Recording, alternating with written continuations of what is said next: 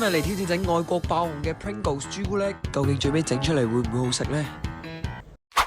Hello，大家好，我係 Dave 仔。最近啦，我成日喺網上面見到呢一個啦，就係呢一度啊，就係呢一個網上面外國爆紅嘅呢個 Pringles 嘅朱古力。咁咧，我睇完之後咧，我覺得呢個熱度太高，但係我都係想試下，因為呢個真係太多人整啦，之後咧個食完個樣咧都係超級好嘅咁樣。所以咧，我哋今日就嚟挑戰整呢個 Pringles 嘅朱古力。好啦，咁我哋而家就去買材料 ，Let's go！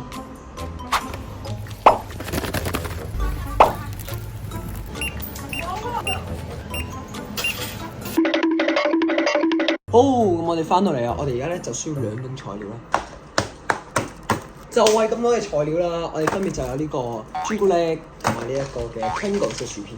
咁我就買一個細細罐啦，同埋呢個係咩味咧？呢個係芝士味嘅。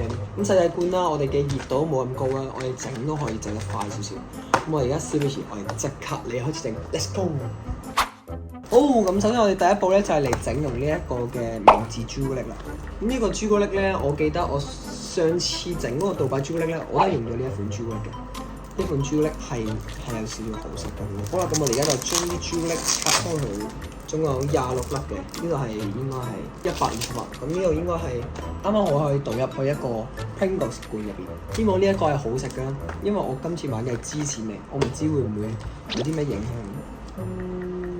好啦，咁樣而家就係呢個漫長嘅拆朱古力嘅過程。OK， 我哋就拆晒所有朱古力啦。呢度就係120克嘅朱古力。咁之後咧，我哋就攞去用。好啦，咁我哋而家就開細火去整用啲朱古力啦。咁因為咧，我驚啲朱古力唔夠啦，我就加咗少少嗰啲免調溫嘅黑朱古力粒。千祈唔好大火，大火咧啲朱古力係會完全燶晒嘅。我哋一定要係細火好溫和咁樣。所以咧，你見啲人用熱水再用咧，就係因為可以一直控制個溫度係40-50度。咁我呢個就買黑朱古力啦，我就驚佢太甜，所以我就用黑朱古力去整佢。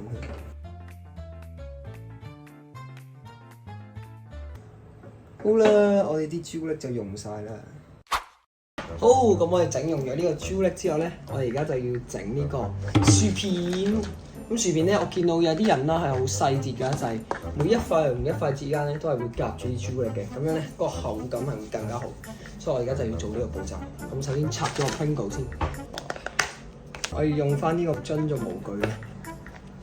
芝士味，哇，好香嘅芝士味。咁佢就係咁啦。不過碎咗1-2塊啦，試下個芝士味好唔好味先。係有啲好食嘅芝士味。不過呢種碎碎地咧，我決定開咗一罐。呢罐係比較，哇！呢罐仲碎啊！哇，點搞啊？開埋最後一罐啦，希望呢罐係最好嘅啦。哇，OK， 幾完美呢罐。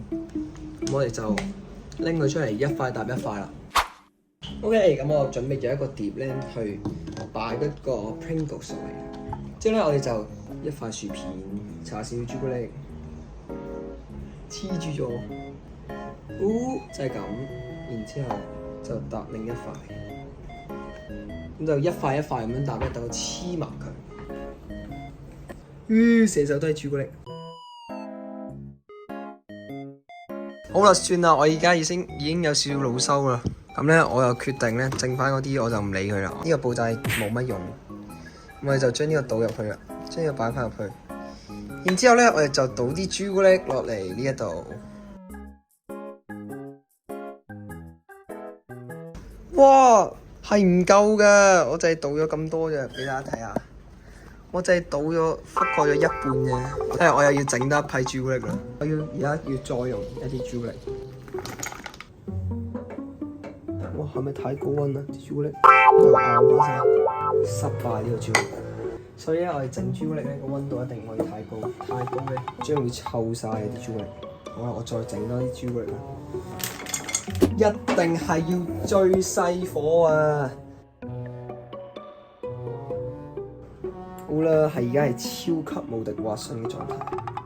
OK， 搞掂。我哋而家將啲朱古力倒入去啦。哇吼，啱啱好 ，Let's go。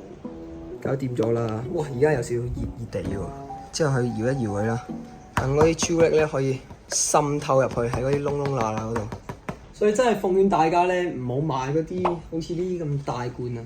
買大罐咧係真係用到好多朱古力。我哋咁樣半罐細罐咧，我哋都用咗200克嘅朱古力。咦？個蓋咧，即係我哋而家攞個蓋吸翻住佢。OK， 咁我哋嘅 Pringles 嘅薯片朱古力咧就完成咗啦。咁而家就擺入雪櫃擺1個鐘。好，咁我哋嘅 Pringles 朱古力就已經雪凍咗啦。咁我哋開嚟睇下啦。哇！佢成嚿嘢都係硬晒。咁我哋而家就拆開佢之後裝喺隻碟度，係拆唔到喎咁硬。我哋要攞把膠剪去剪佢。哇！哇！撕開到啦！哇，好完美喎呢個，搞掂咗啦！我哋嚟切開佢睇下佢係咩樣噶咯。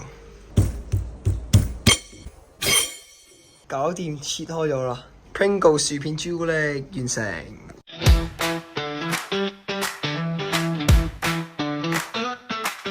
好啦，咁我哋而家嚟試食環節，我嚟試食呢一個高糖高脂肪嘅 Pringles 薯片嚟咯，試下佢喎。哇！超級無敵好食。但黑朱古力係冇錯啦，如果用牛奶朱古力一定會太甜。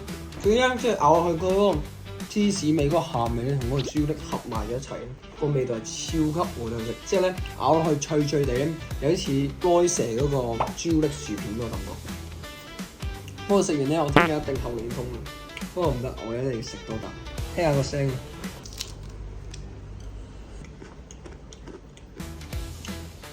佢嗰個芝士嗰個鹹味咧，有啲似海鹽嗰個味道，所以我哋今次嘅挑戰係大成功。好啦，咁今日條片就嚟到呢度啦。中意嘅話咧，記得 like 呢條片啦，同埋 subscribe 呢個 channel 啦。咁如果大家咧想我再挑戰整啲乜嘢，都係喺 comment 話俾我知。咁我哋就係下次再見。